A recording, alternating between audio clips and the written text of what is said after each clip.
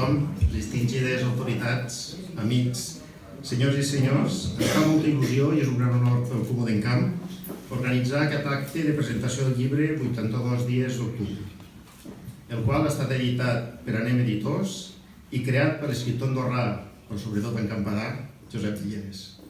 Em fa un goig especial presentar-vos aquesta narració. Recopila 82 poemes escrits diàriament entre l'1 d'octubre i el 21 de desembre, i que l'autor va publicar a les xarxes socials amb un to crític i reflexiu, i que en molts dels seus poemes posa de relleu la defensa dels drets humans. No es tracta d'un llibre qualsevol. Cap llibre del Josep ho és. M'atreviria a dir que ens trobem davant d'un exercici de compromís i reivindicació del respecte a les idees, a la paraula i sobretot a les persones. I com a exemple vull citar una part d'un poema que comparteixo plenament. No és amb la força que es convenç. No és amb la força que es crea un món millor. Només el respecte, l'escolta i el diàleg aporten solucions duraderes. Amb aquest petit fragment ens adonem que el Josep és aquesta veu que genera consciència col·lectiva i que ens adverteix a aquelles persones que no podem passar de llarg aquestes coses de cap de les maneres. Jo ja, sense més preàmbul, passaré la paraula al Marc Vilamigó, raonador del ciutadà i gran amic del Josep, que ens farà una explicació més detallada del llibre. Moltes gràcies i benvinguts.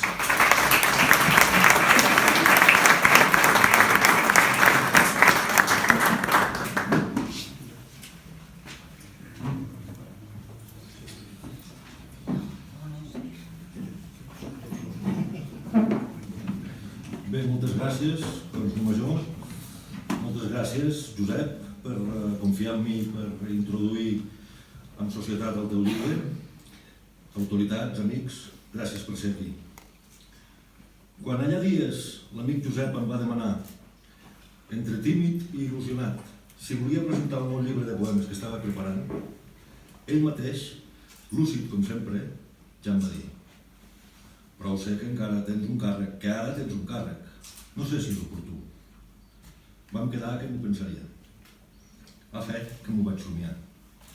Vaig somiar tant que quan pocs dies després li vaig dir que sí, m'havia quedat clar que una part dels pensaments que em van passar aquells dies pel cap havien de constituir una part del que avui us diria.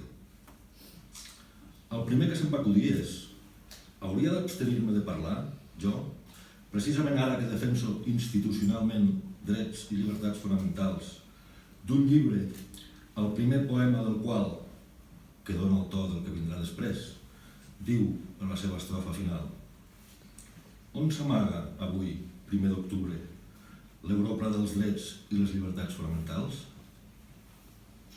La segona qüestió era el fet que els esdeveniments que motivaren l'escriptura del llibre que presentem succeïssin fora d'Andorra m'inhabilita, ara que ostento un càrrec, per poder parlar d'un llibre d'un amic andorrà?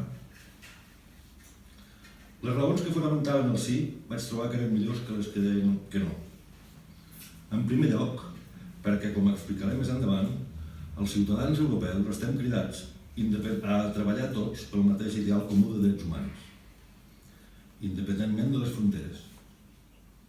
I segon i principal, i ja ho ha remarcat el cònsol, perquè el llibre del Josep, a més d'un lament, en darrera instància és un crit gairebé desesperat a la concòrdia i al diàleg entre tots els ciutadans i els pobles europeus. Va ser el 4 de novembre de l'any 50 el dia que es va signar a Roma el Conveni Europeu per la Protecció dels Drets Humans. El Josep ho recorda a la fitxa adjunta al poema Octubres 35. Un 9 de novembre del 88, del 1888, va néixer Jean Monnet, pare, que és, juntament amb Schumann i Adenauer i de Gasperi, el pare de la integració europea. També ho diu el poema Octubre 40. Veia la llum el 9 de novembre del 88, a Cognac, França, l'economista Jean Monnet, un dels anomenats pares de l'actual Unió Europea. Si tornés a obrir els ulls avui, només per un moment, Penseu que reconeixeria el disbarat monument? El respecte dels drets humans n'és encara vital ciment? Va ser a la tardor també que jo mateix, en nom del poble andorrà, vaig signar a Estrasburg l'adhesió d'Andorra al Consell d'Europa i a la Convenció Europea dels Drets Humans, concretament el dia 10 de novembre del 94, octubre 41, en terminologia lalleriana. Josep, és estrany però no ho has posat al llibre, potser a la segona edició, que segur que n'hi haurà. Dates, totes aquestes, de tardor, que com veieu són d'afirmació i d'esperança. Perquè en concret, què pretén la Convenció Europea? Ho diu clar i català al preàmbul, i cito: reafirmant, s'entén, la profunda adhesió dels estats membres del Consell d'Europa a les llibertats fonamentals contingudes en la Declaració Universal dels Drets de l'Home, que constitueixen els fonaments mateixos de la justícia i la pau en el món, el manteniment de les quals reposa essencialment sobre un règim polític veritablement democràtic, d'una part, i de l'altra, sobre una concepció comuna i un respecte comú als drets humans que s'hi proclamen. Concepció comuna, respecte comú als drets humans proclamats. Heus així el gran objectiu i també el gran repte. Anar més enllà de l'Europa dels mercats. Treure del mercadeig la defensa dels drets de l'home. Posar un límit ambiciós al poder dels estats, a la seva sobirania, a les seves especificitats, als seus interessos. Diferències, pluralitats culturals i institucionals, totes benvingudes, excepte en un àmbit, els drets fonamentals i les llibertats. I a més, com diu específicament a l'article 10, que ara citaré, sense fronteres, cito, tota persona té dret a la llibertat d'expressió. Aquest dret comprèn la llibertat d'opinió i la llibertat de rebre o de comunicar informacions o idees sense que pugui haver-hi ingerència d'autoritats públiques i sense consideració de fronteres. Sense consideració de fronteres. Fins aquí el projecte, la visió, les bones notícies, els treballs i els dies per endavant, les setmanes i les estacions. El llibre que avui es presenta va començar escrit també a la tardor passada, però em penso que es va començar a gestar molt abans. Ja fa uns quants anys que dura, cada cop més intensament, una atmosfera global de minusvaloració, quan no directament de menyspreu, respecte dels avenços aconseguits arreu del món, també a Europa, en drets humans. Que s'ha anat massa lluny, diuen uns. Que si només se n'han de beneficiar uns quants i no tots, diuen més enllà. Que si són massa cars de garantir, sobretot els anomenats drets socials, diuen encara. Que hi ha altres consideracions de diversa natura, gairebé sempre lligades a afirmacions de sobirania territorial o de control d'immigració que passen al davant i justifiquen tota mena d'abusos. Tota persona sensible a aquestes qüestions, i el Josep n'ha estat sempre un, ha hagut de percebre aquest progressiu afebliment en la voluntat de defensa d'un ideal comú europeu, una concepció comuna, un respecte comú de les llibertats fonamentals. Els estats tornen a voler interpretar els drets, a vegades fins i tot a negar-los de facto, cadascú a la seva manera, això sí, presentant-se sempre com els grans defensors. El Josep ha percebut, em sembla, i si em permeten jugar amb el doble sentit, ha percebut aquest ambient de tardor dels drets humans. I, arrel d'una fiblada concreta l'octubre passat, ha deixat que els mots fluïssin, que aquell malestar que anava coent dins seu sobreeixís. I li ha sortit un llibre de poemes, un poemari que, o molt m'enganyo, o és un sol poema, un poema riu.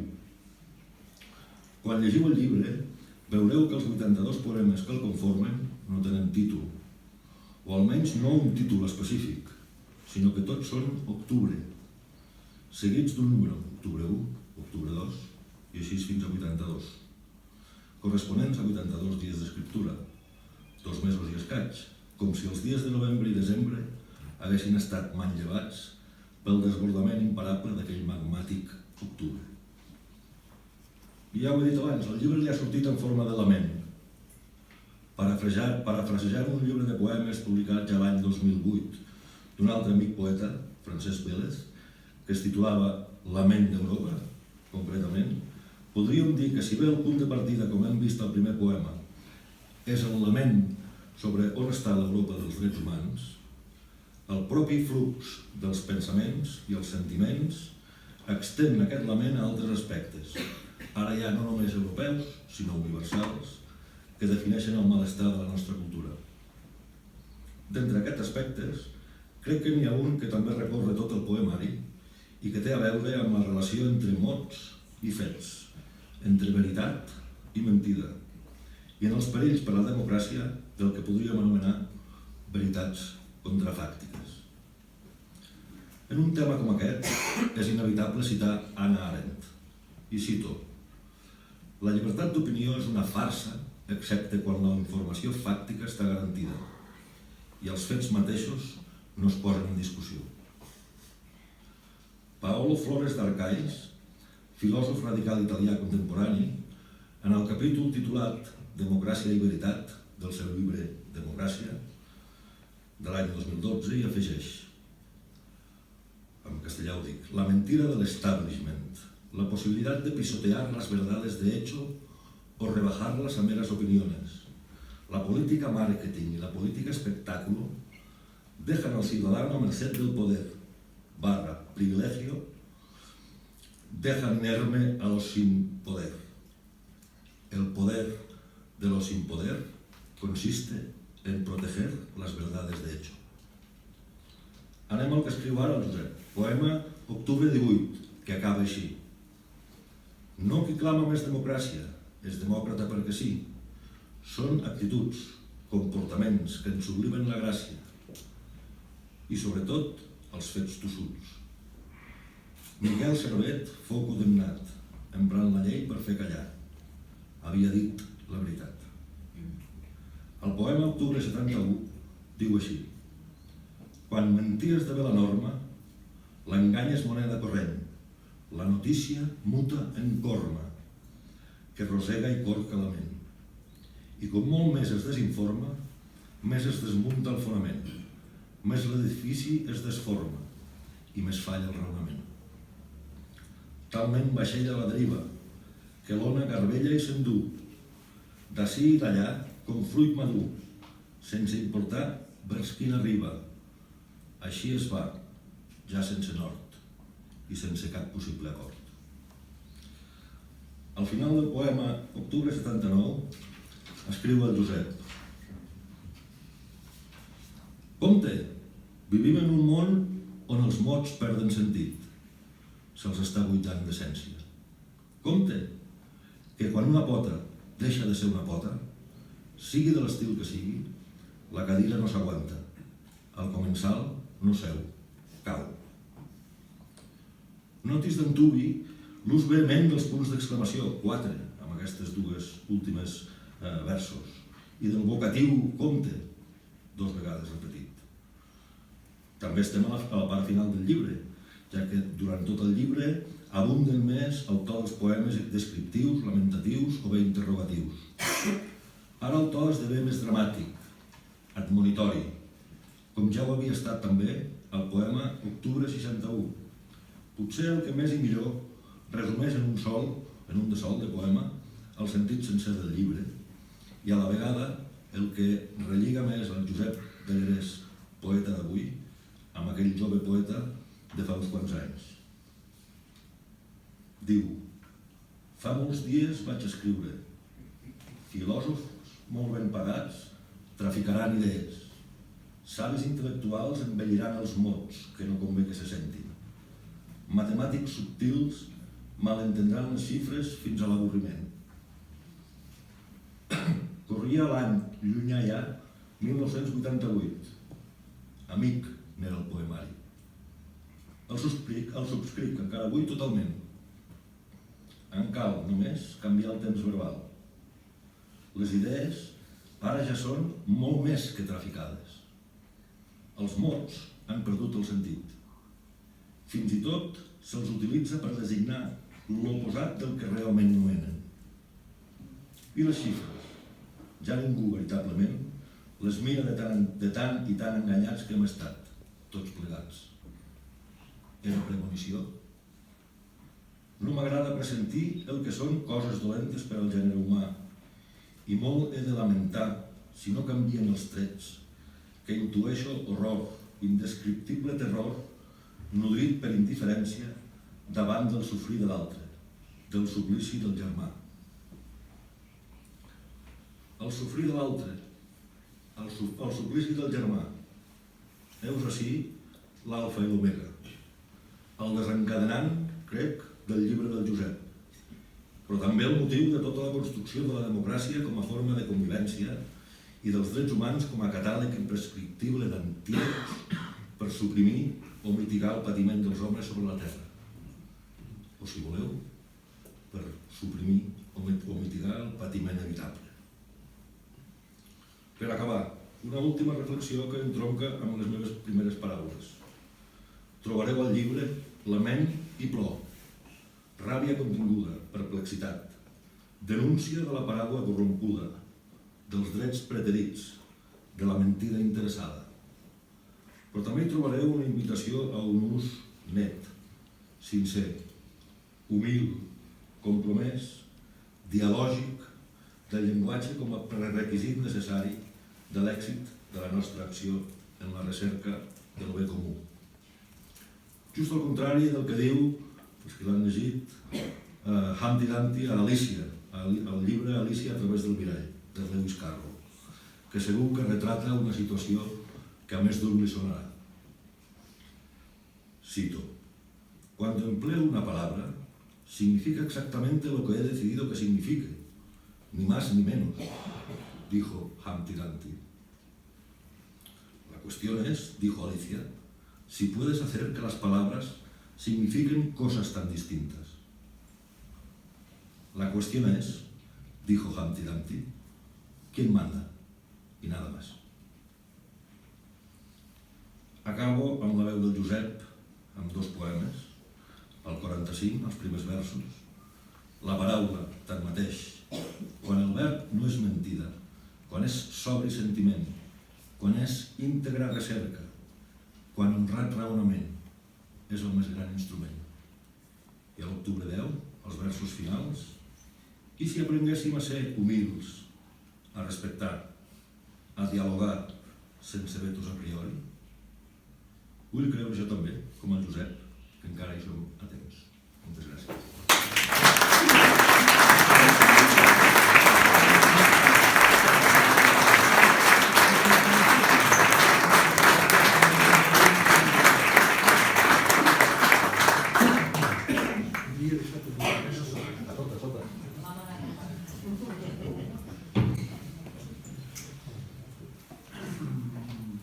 Bona tarda a tothom, gràcies per ser aquí, gràcies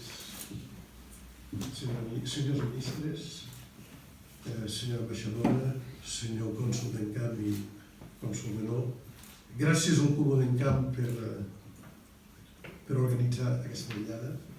Per mi és un gran plaer poder tornar a presentar el llibre aquí al Comú d'Encamp, on vaig presentar fa molts anys l'últim llibre de poemes i llaunes. Gràcies a tots vosaltres per acompanyar-me avui aquí. Gràcies, Marc. Jo diria que pràcticament no em queda res a dir.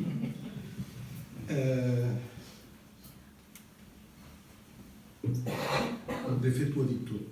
82 dies d'octubre, es tracta efectivament de 82 poemes escrits com possiblement els esdeveniments del 1 d'octubre al país veí van ser un catalitzador, però de fet el malestar venia de més lluny. I això també n'hem parlat. Hi ha elements a tota Europa que ens fan posar la pregunta si realment el que s'ha estat dient durant 50 anys, després de la Segona Guerra Mundial, el mai més allò, realment s'hi creu encara, si encara pensem que la defensa de la democràcia, d'una democràcia real, no únicament d'anar a votar cada 4 anys i prou. La defensa de les llibertats fonamentals i dels drets humans és encara, continua sent, vull esperar que sí, tinc els meus dubtes, la marca europea. I d'aquí surt el llibre. El llibre va ser 82 dies seguits d'escriure un poema cada dia, penjar-lo a les xarxes socials, i primer em va sobtar a mi mateix arribar a tenir la força de fer-ho cada dia. No gens evident, però el que va ser més, el que em va animar més a continuar va ser la quantitat de gent que llegia els poemes a diari, que em donava, em feia comentaris. Alguns ho feien en públic, d'altres ho feien en privat, d'altres em paraven pel carrer quan em trobaven, i recordo, va ser la nit literària andorrana, a la taula on estava, algú va treure el tema i em vaig donar compte que hi havia molta més gent del que jo em pensava que estava llegint els poemes aquests. La intenció no era de fer un llibre. El fet de fer el llibre va sortir de propostes de seguidors que em diuen per què no recollir-ho i per què no fer... I un cop ja acabat vaig haver de trobar una data perquè era complicat de continuar fent el treball aquest. Vaig decidir que el 21 de desembre podia ser una bona data, tancada un cicle. I va ser a posteriori, jo diria que fins i tot després de Reis, quan es va prendre la decisió de transformar tots aquells poemes en el llibre que avui teniu a les mans. S'ha intentat el llibre muntar tal com estaven muntats els poemes a la xarxa social. Vaig acompanyar el primer poema tal com està aquí. S'obria el primer poema amb el títol Octubre 1, seguia una citació de Mahatma Gandhi, que diu així: hi ha moltes causes per les quals estic disposat a morir, però ni una per la qual estigui disposat a matar. Seguia una fotografia i continuava el poema. I el poema deia així: no plora, tot i que en tinc ganes. Estic trist, molt trist, i sento ràbia i vergonya de ser home en tornar a veure coses que em pensava no tornar a veure mai més, almenys tant. No és amb força que es convenç, no és amb la força que es crea un món millor, només el respecte, l'escolta, el diàleg aporten solucions duradores. Això és Europa. Quina Europa? On s'amaga avui, 1 d'octubre, l'Europa dels drets i llibertats fonamentals? I tanca el primer poema un efemèrides. Això no hi era en el cas dels poemes a la xarxa. Un altre 1 d'octubre de l'any 1946, el Tribunal Militar Internacional a Nuremberg va pronunciar les penes contra els acusats, entre altres, de crims perpetrats contra la humanitat durant la Segona Guerra Mundial. Tot el llibre s'estructura de la mateixa manera. Octubre, la xifra que correspon, una citació d'un pensador, una fotografia. S'ha intentat mantenir les mateixes fotografies que hi havia a les xarxes, no ha estat possible sempre. Primer, perquè jugava molt, en alguns casos, amb el color. Les fotografies aquí són en blanc i negre. El que s'ha mirat és, si s'ha canviat la fotografia, mirar de trobar el mateix impacte que creava la fotografia en color, doncs mirar de passar la fotografia en blanc i negre. Algunes altres s'han tingut de modificar únicament per un problema de qualitat.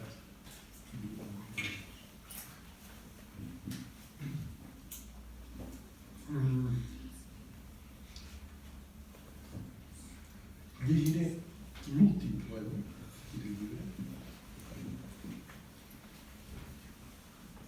Octubre 82. Les paraules serveixen per comunicar, però també per a disfressar-nos, de vegades per disfressar-nos d'una versió més bonica de nosaltres mateixos. Maria Aurèlia Capmany.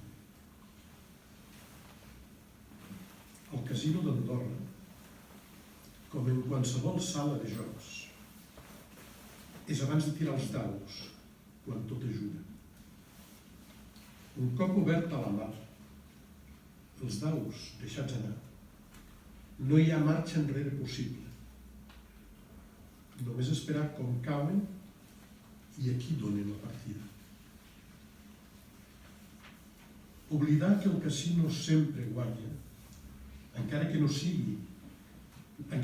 sigui un percentatge aparentment ínfim, és oblidar que la partida no és mai del tot igualitària.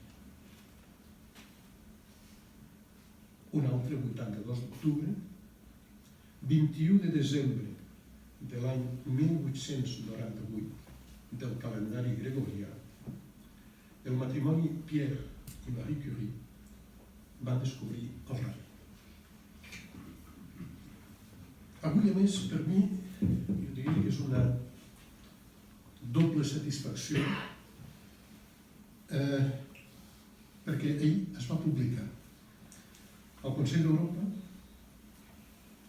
lamentablement únicament en anglès. Espero que la versió francesa teòricament s'hauria de fer amb els dos idiomes, segueixi molt ràpidament. Un document, de fet són 3 volums, Reference Framework of Competences for Democratic Culture, és a dir, el marc de referència de les competències per a la cultura democràtica. És el resultat del treball que es va iniciar al Consell d'Europa quan Andorra va tenir la presidència del 2011 al 2012. El novembre 2011 al maig 2011. 12-13, perdó, 12-13. No sabíem, quan es va iniciar el procés aquest, si realment hi hauria resultats. Hi ha hagut resultats. Finalment estan publicats. Insisteixo, espero que aviat ho seran en francès, però ja que tinc representants de govern, vull aprofitar o demanar, no de quedar mai pendent, perquè va justament d'això, és el mateix tema, és defensa de drets humans, és democràcia. Potser seria interessant per Andorra plantejar, ja que sí, en francès, teòricament ho ha de publicar el Consell d'Europa, pensar, vist que hi ha una programació possible, una possible cimera iberoamericana del 2020, de pensar en la traducció a l'espanyol d'aquests elements. Crec que podria ser un molt bon programa per Andorra. Em permetes. Lamento insistir, però no puc estar de fer-ho. Em coneixeu tots. No faig política, però fa molts anys que n'he fet durant molts anys. I per acabar n'agafaré un totalment a l'atzar per no allargar més.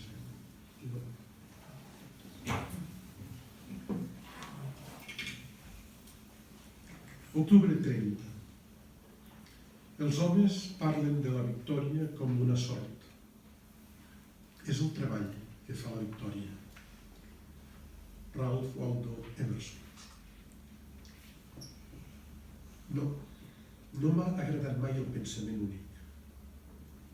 No.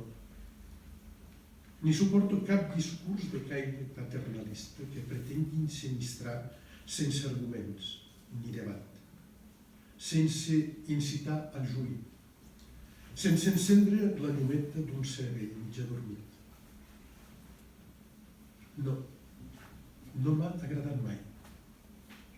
I ara que la ciència ens ha fet un temps novell de comunicació, multiplicant gins i gins que permeten fluidesa, face tweets o instrawats, instruments, mitjans gegants que haurien de permetre nodrir la reflexió, s'usen per adoctrinar. Aprendre de les errades és el destí de l'ésser humà. Un altre 30 d'octubre de l'any 1995 va celebrar-se al Quebec, Canadà, un referèndum sobiranista. El no va comptabilitzar el 50,58% dels vots. Moltes gràcies.